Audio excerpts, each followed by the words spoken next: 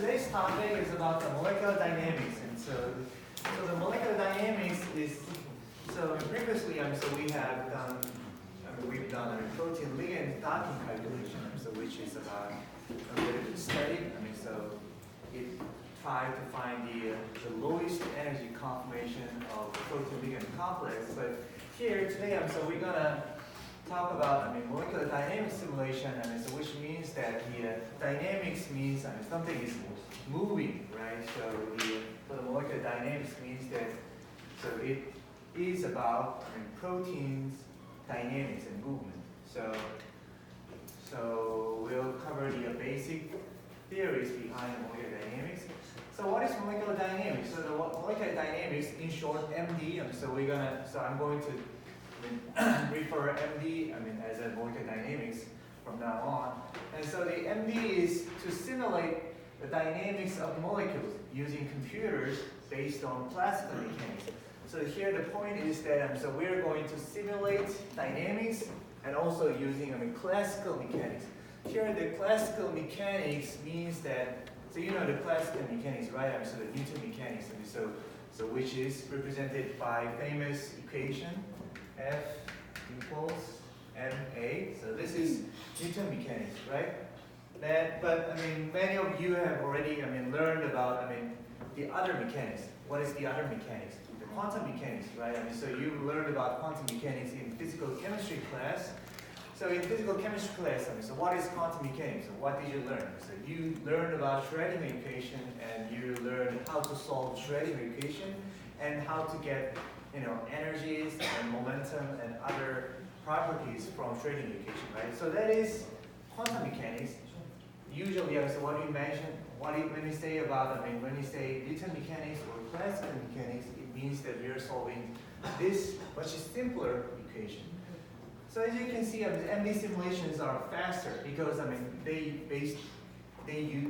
they're using much simpler equations than quantum mechanical calculations, but they are less accurate.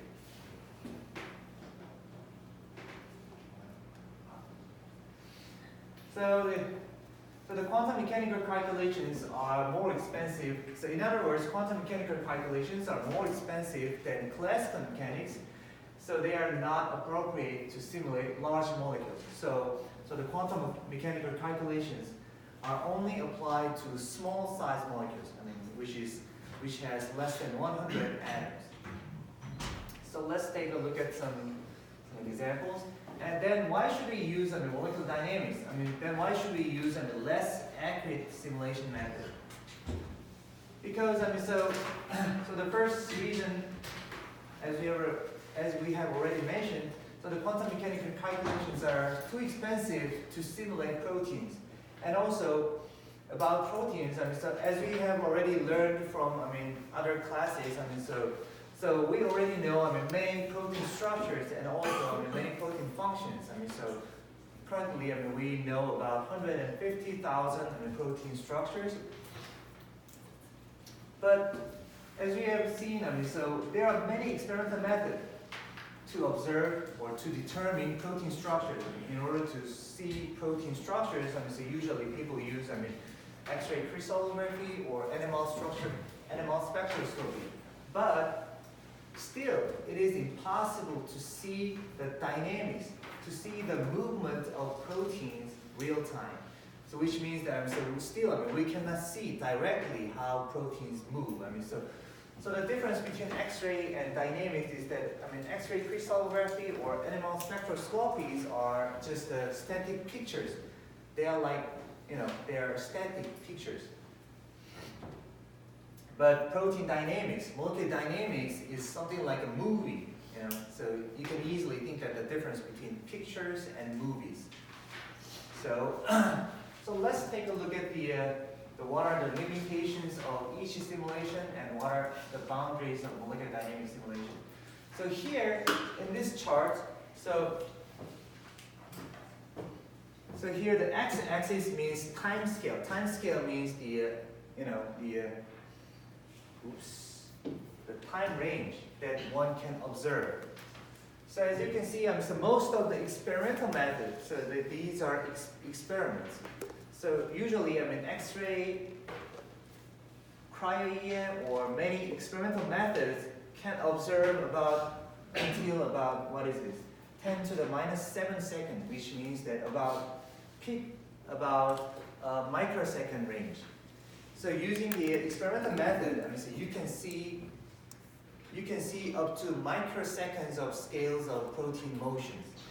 So if proteins are moving faster than this, so if they are moving faster than that, so we cannot observe it experimentally. But if we can use molecular dynamic simulations, but since we cannot see very fast motions of proteins or other molecules, so in order to see that, or in order to simulate that, so we use computers. And also, in other words, so as we have already mentioned, so we have molecular mechanics calculation method, but since they are very expensive, so they can be only applied to small number of atoms. So the quantum mechanical calculations can only be applied to small molecules. So they cannot be used for proteins. So in order to simulate proteins and also to see the fast motions of proteins, so we should use molecular dynamic simulation method. So let's look at some examples. So what is conformational change or dynamics? So here, this is the one example of one protein. So this protein is called adenylate kinase. So it mediates this reaction. So the AMP plus ATP is converted to 2 ADP. So the dynamics means that the proteins are moving. As you can see from this example, so this is actually a very smoothed movie, so not real trajectory. But so the protein, so this protein is like so this is an enzyme, and this enzyme has lead. And so these ones are open. This one has two different conformations, open and closed. So as this one moves, so this one mediates or catalyzes this reaction. So once this is open and it accepts ligands, and when it is closed, then this reaction goes, and after that it's open again, and these ligands go away. So this kind of motion, but in reality, this kind of motion actually, so this is very slow in this movie, but in reality, in real situation, this kind of opening and closing happens very fast. So it happens within 1 picosecond, so within several picoseconds. So this is very fast, so we cannot observe it directly. We cannot observe it using microscope. Instead of using microscope, so we are using computers to simulate, to observe this kind of changes. And also we're going to see other types of molecular dynamics simulation results. So what can we observe from molecular dynamics simulation? So the first example is about water permeation. So if you look at this, so this is the protein, and actually this is the water channel inside our body. So actually waters are floating into cell or floating out of cell and through this channel. And as you can see, so also, this kind of movement, we cannot see it directly. We cannot see them using microscopes. But instead of using microscopes, so we're using the movement of water and ions through computers. So here, these red dots are water. So the red dot is oxygen, and white ones are hydrogens. And if you see this carefully, so you can also see some ions. You can see some ions. The ions are going through this channel. And also, you can simulate sugar permeation. So imagine that this is the cell wall, cell membrane. And this is the outside of cell, and this is the inside of cell. And sugar is coming from outside and going through a protein, and it goes to the cell. So using computers, we can also simulate this kind of changes, how molecules are going through a protein. And also, so we can see the conformational changes of proteins, like, so the proteins look like this, and but as we all know, so at room temperature, at 300 Kelvin, so the things are moving, right? So all the atoms are still moving, so they are not static. So the inside our body, so proteins are keep moving, and so we can simulate how proteins are moving and how their conformations change. So we can see this kind of stuffs using molecular dynamics simulations, and also, so during the practice session, so we're gonna run some, very easy test cases, so using computers. So then let's talk about a little bit of physics, so behind the molecular dynamics simulations. So as I have already mentioned, so the molecular dynamics simulation is based on the classical mechanics. Like the one of the most famous equation is that F equals ma, right? So here m is mass and a is acceleration. So to simulate the movement of particle, so in order to simulate how particles are moving, then we need to know the forces. So if this particle with mass m was here at time t equal at time t, and it had velocity like this. Let's assume that it had a velocity of v. Then what is the next position? What is the next position after time dt? So based on the Newton mechanics, so I'm pretty sure that you all know about this. So starting position plus v delta t plus half a dt scale 1/2 dt, right? So based on Newton mechanics, so when particle was at xt at time t, then after time dt, so it moved to here. So based on the velocity and based on its acceleration. So if we know the forces acting on a particle, so what kind of forces? So if we know the forces acting on this particle, then we can simulate or we can predict how particles will move. So, but in order to obtain this, acceleration, in order to obtain this force acting on a particle, then what should we know? Actually, forces are also generally calculated from potential energies, right? So I'm also pretty sure that you already know about this, right? So this is the basic equation that you learned from general physics, right? So the forces are the gradients of potential energies. So it means that if we know the potential energy, then we can take the derivative of potential energy, then we can obtain the forces.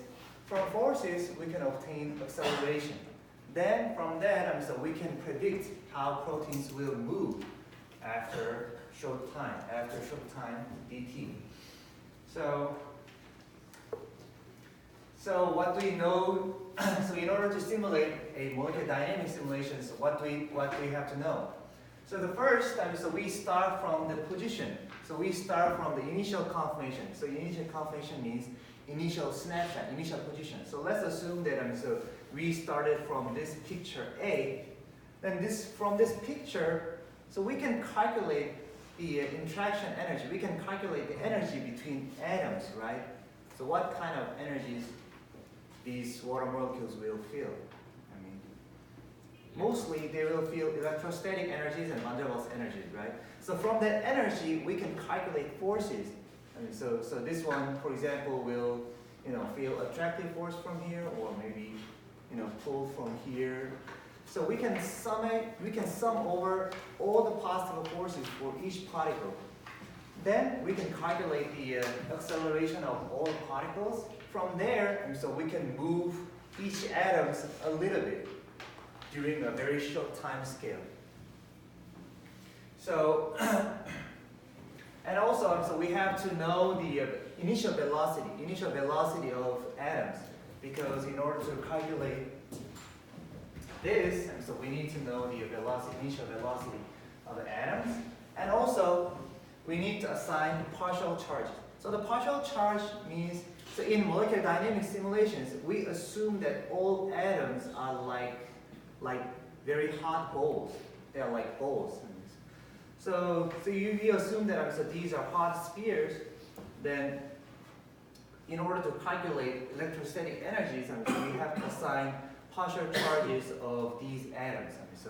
So we already know that oxygen will be slightly negative and hydrogens will be slightly positive, right? So we can calculate partial charges of atoms from quantum calculations.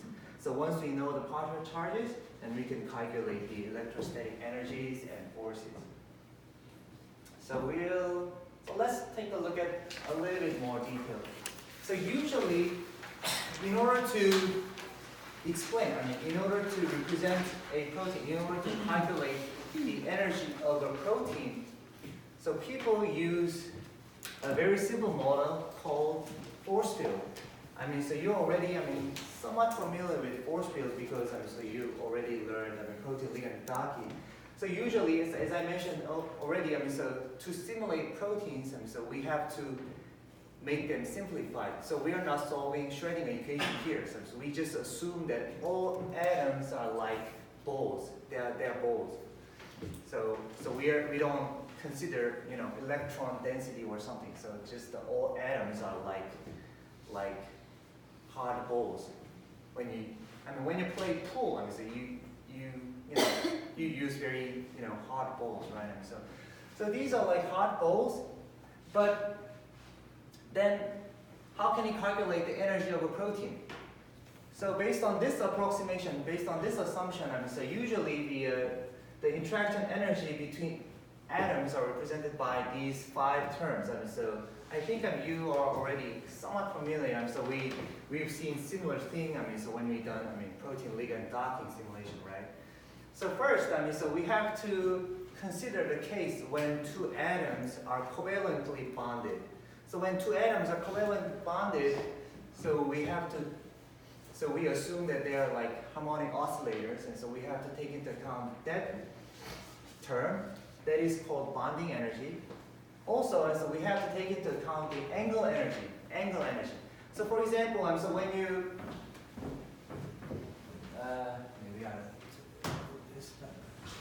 for example, so when you think about water molecule, what is the angle between these hydrogens? I think you 104.5 degrees. Right? So we know that so this angle is about 104.5 degrees. But as I mentioned earlier, but this is not static. So that is the average angle.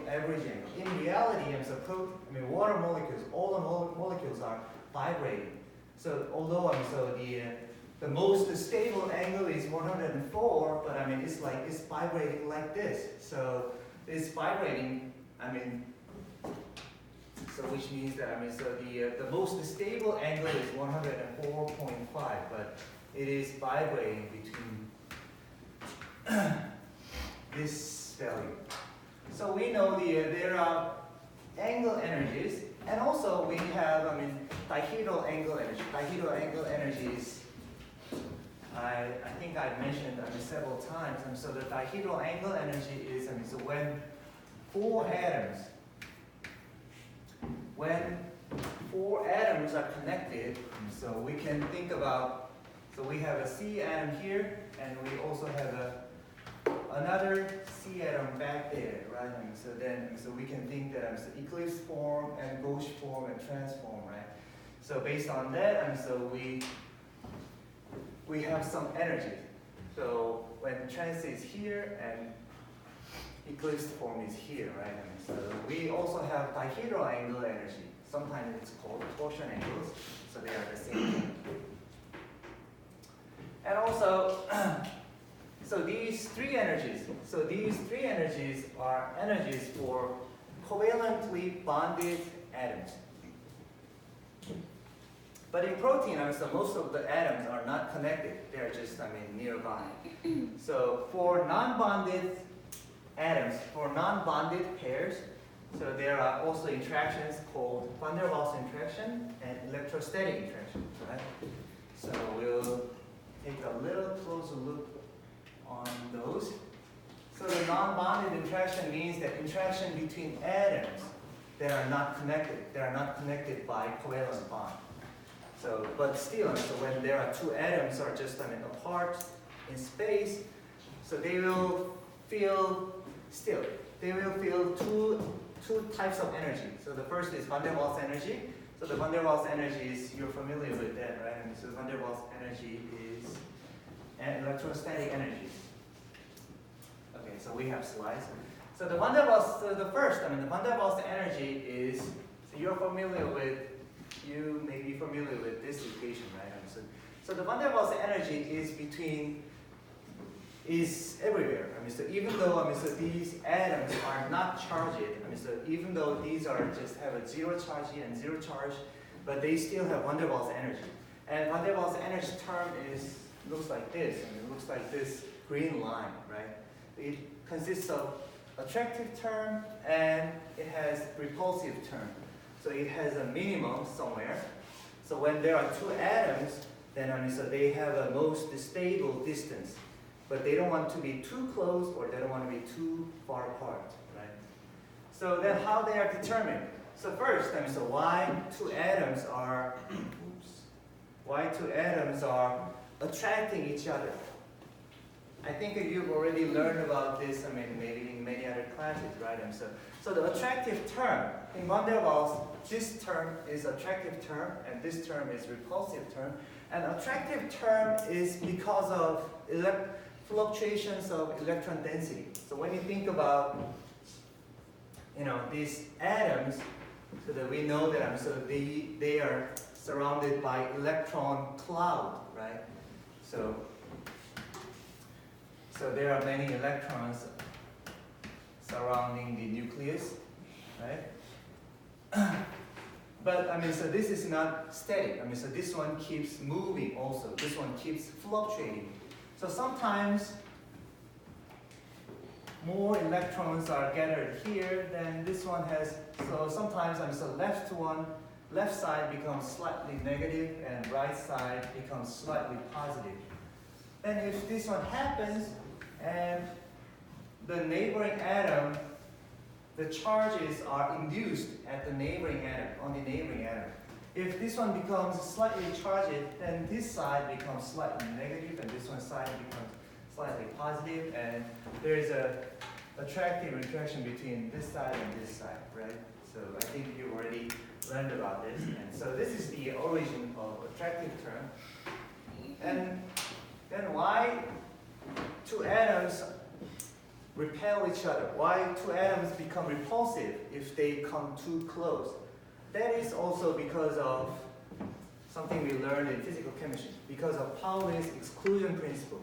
So what is Pauli's exclusion principle? So Pauli's exclusion principle is that two atoms, two particles, doesn't want to have the same state.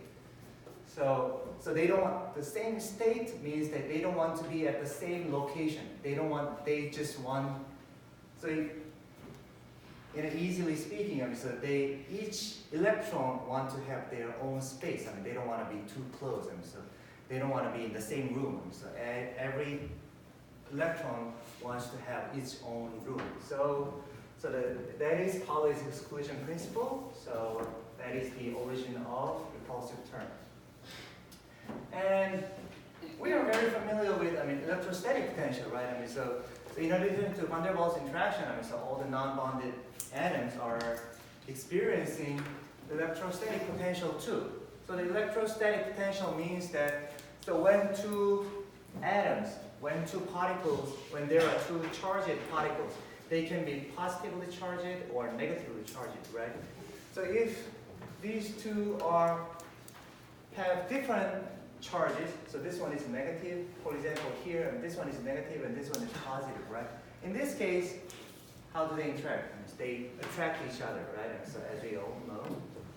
But if they have the same charges, same sign, if both are negative, negative, or positive, positive, and they repel each other, right? So this is electrostatic energy.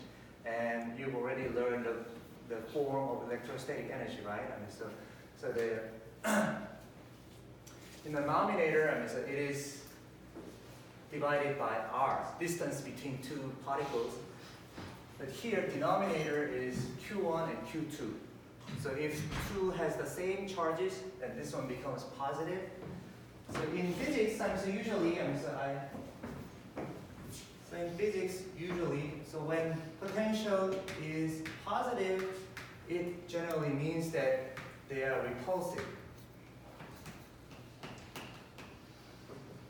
They want to push each other. So when generally potential is negative means that the potential is negative. Potential 0 is generally when they two are going track. So when potential is negative, they are generally attractive. So they attract each other. So from this equation, so we can easily see that so when Q1 and Q2 have different signs, different charges, they attract, and when they have the same charge, they repel. And also, in this equation, so I'm not sure whether you have learned it in the physics class, but so there is a term called epsilon. So this 4 pi this is the pi when you calculate the radius of circle. But this epsilon is a physical constant. So the epsilon is called dielectric constant. And this dielectric constant means that how well electrostatic interactions are delivered, propagates at space. So this value is 1 at vacuum. So at vacuum, there is nothing between two atoms, right? So the electrostatic energy is directly delivered to another particle. But when two particles are inside the water, so think about, so in vacuum, so in vacuum, there's nothing between two particles, so they can just directly interact. But when they are solvated, let's assume that they are inside water. When they are solvated in water, then their interaction becomes weaker than vacuum, right? Because there are water molecules. Let's assume that there is a positive charge. Then what will happen? So oxygen will surround this one, right? Like this. And here, because of these, hydrogens, also there is also another oxygen comes. So because of these water molecules in between, so if two charged particles are solvated, they're inside the water, then their interaction becomes weaker than vacuum. So usually, at waters, inside the water, so this epsilon becomes 80, so usually. So the electrostatics interaction is everywhere, but still, so it depends on where they are. And also, so we'll briefly talk about the bonding energies and angle energies. So here, all the atoms are covalently bonded, right? Still, but at room temperature, at 300 Kelvin. So they keep moving. So how? They vibrate, or they rotate, or this one is also vibrating, right? So here, so in this animation, so this is the bond. This vibration is because of bonding energy, because these two atoms are covalently bonded. So this one is keep vibrating, and here this one is also because of electron density, and you learned about BSEPR, right? So because of these, they cannot be, they cannot be too close, right? But still they are moving, so they have kinetic energy. So they just, they are vibrating, like this, and they are vibrating like this. And here, so these ones are also can rotate. Some things are rotating. So we have to consider all these energies. So these three energies: bonding energy, angle energy, dihedral energy. So I hope that so you got some notion, you got some concept. So first, so the bonding potential is between two covalently bonded atoms. So in molecular mechanics, in molecular dynamics, so two covalent bonds are approximated. Covalent bonds are considered as a spring. So when these two are covalently bonded, we just think that these are similar to connected by spring. So the covalent bond is spring. So then what was the energy of spring? So I think you learned it from physics class, right? So when there's a spring, then here's the x0, and when this one is stretch it to x, then what is the energy? The energy is 1/2 kx minus x0 squared, right? So this is the equilibrium distance, and this is the final distance. Right? So this is exactly what we are approximating. So we consider a covalent bond as a spring. Okay, that's easy, right? So they oscillate. And also, we have to consider angle potential in order to keep, three atoms to have specific angle, right? Just like water. As you have already answered, so water has to have 104.5 degrees between three atoms, right? So all the atoms have their favorite angle. So this one is also, we can think it as there's a spring. So we can think of it, so there is a artificial spring between this bond and this bond. You can easily imagine, so there's a, if you go to a gym, so there's a machine like you do, this one, right? So to grow your muscle, right? It's the same thing. So it has, you can assume that it has a spring, so it doesn't want to too stretch it, or it doesn't want to too closely fold it. And so there is a most stable angle, and you can assume that you can approximate it, you can consider it as a spring. And dihedral angle, so maybe I don't have to mention about this, right? So as you already know, so let's assume that so if this is a butane, so if that is a butane, then so we have a central bond and it can rotate, right? So when it rotates, so it has different energies, right?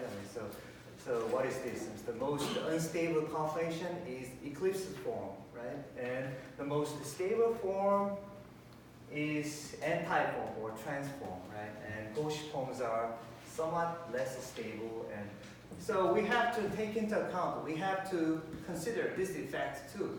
So this effect is called dihedral angle potential, and so experimentally, so the dihedral angle potential generally looks like this. So we approximate it by using cosine function. So sum of 2 or 3 cosine function by adding 2 or 3 cosine function. So, okay, I think you already you understood this a little bit. Then once we know the potential, so we know the energy, and how can we calculate the position of atoms after a short time t? So as I already, I've already told you, so based on Newton mechanics, so if we know the current position and current velocity and current acceleration, then we can calculate the next position. So we can calculate the next position with this. But in molecular dynamics package, so we generally don't use this equation. We're going to use different equation called bullet algorithm. So it's going to be in this next page.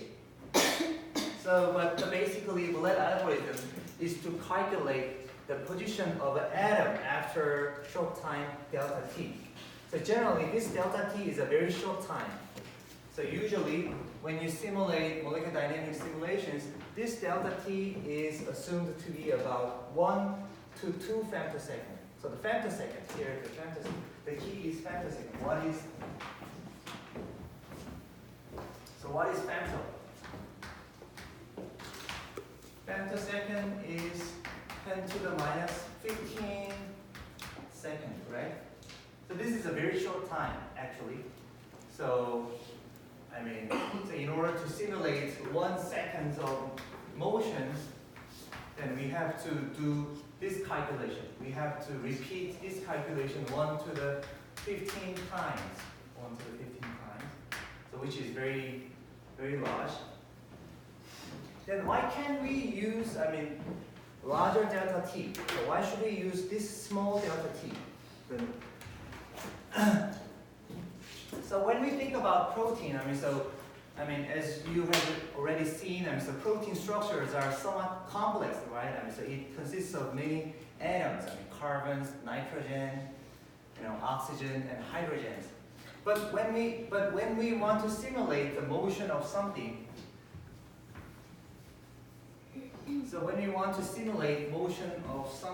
so let's assume that there's a hydrogens or I don't know what should.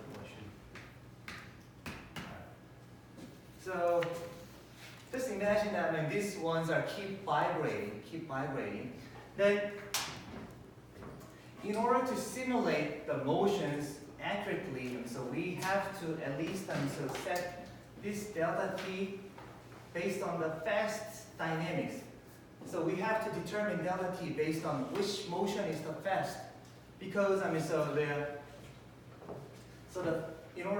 if we can simulate the fastest motion, then slower motions are naturally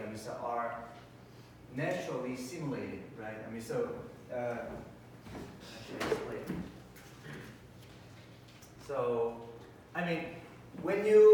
When you make an animation of something, so when you simulate the movement of something, so if delta t is too large, let's assume that so this atom is vibrating like this.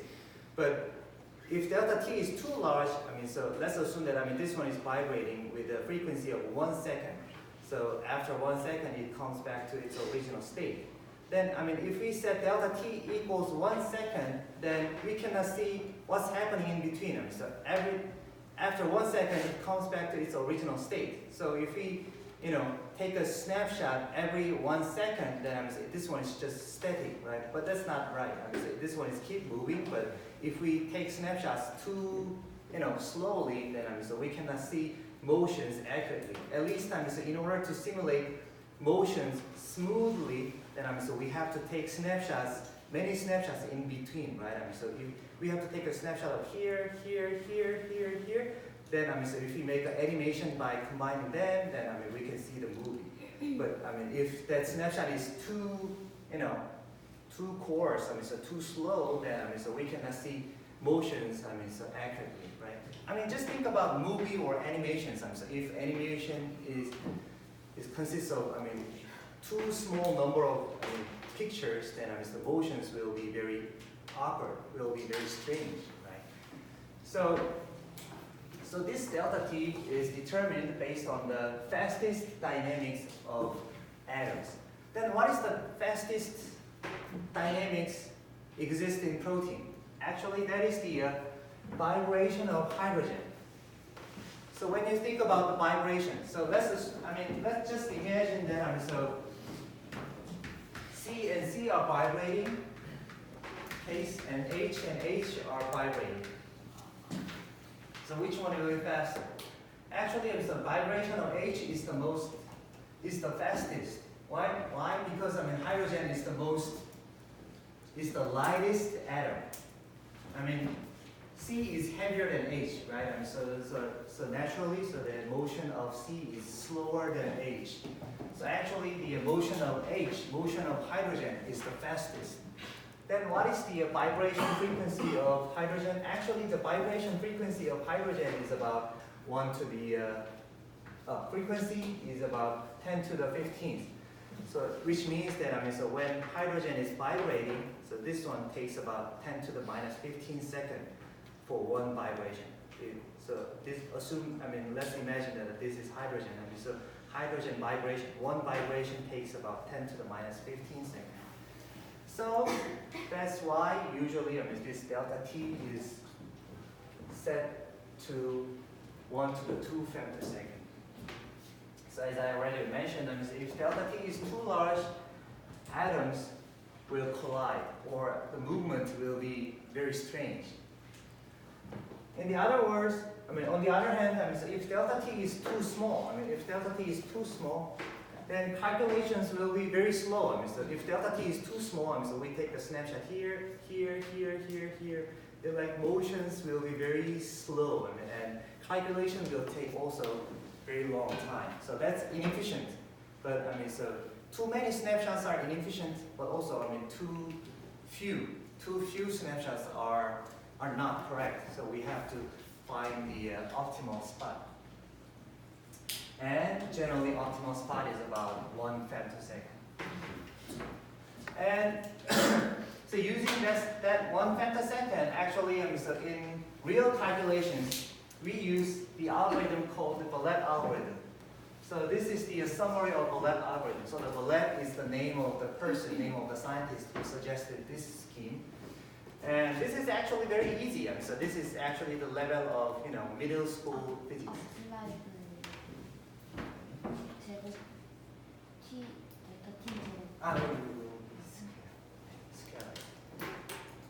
So so we can use this equation, but people came up with a little easier equation, a little simpler equation to use to run on a computer. So that's called the Ballet algorithm. So we can use this one, but so this one requires more calculation. So instead of that, so people use this algorithm.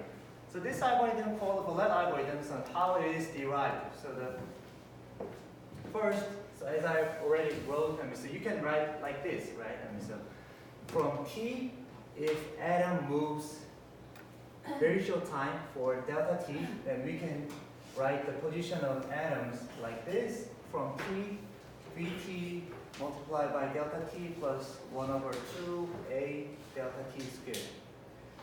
Then let's assume that so we put minus delta T here. We inserted minus delta T here. Minus delta T means that so we are reversing its movement, right? So based on Newton mechanics, everything is deterministic. So it's like playing movies to the backward, playing movies in a reverse direction. So if we put minus delta T instead of plus delta T here, then this one is the same, right? But this one, delta T is changed to minus delta T. And here, this term is a square. So minus delta T squared is still plus delta T squared, right? So we can write two equations. Then if we add these two, then what happens? So this one becomes doubled, this one becomes eliminated, and this one also becomes doubled. And if we add those two equations, then what happens?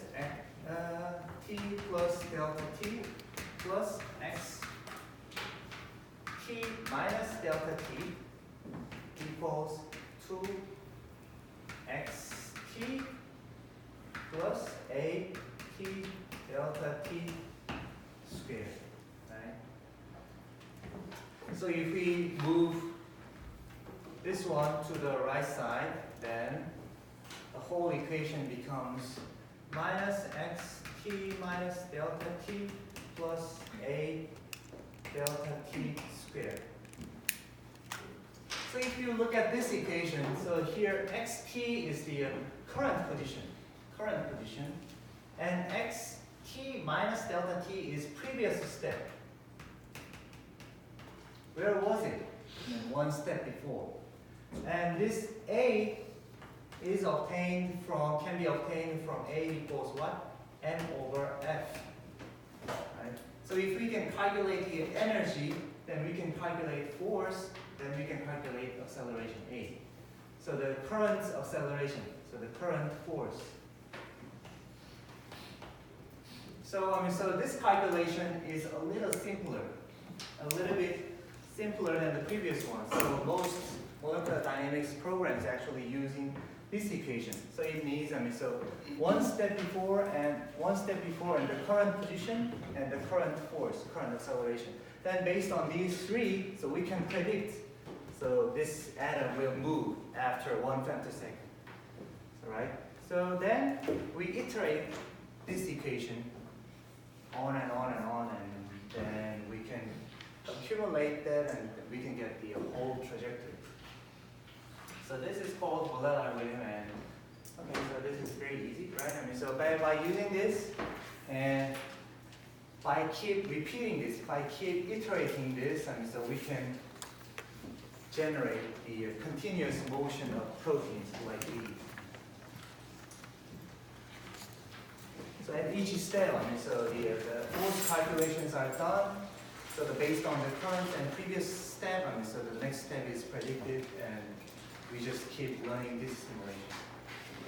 So starting from here, and then this one goes here. All right.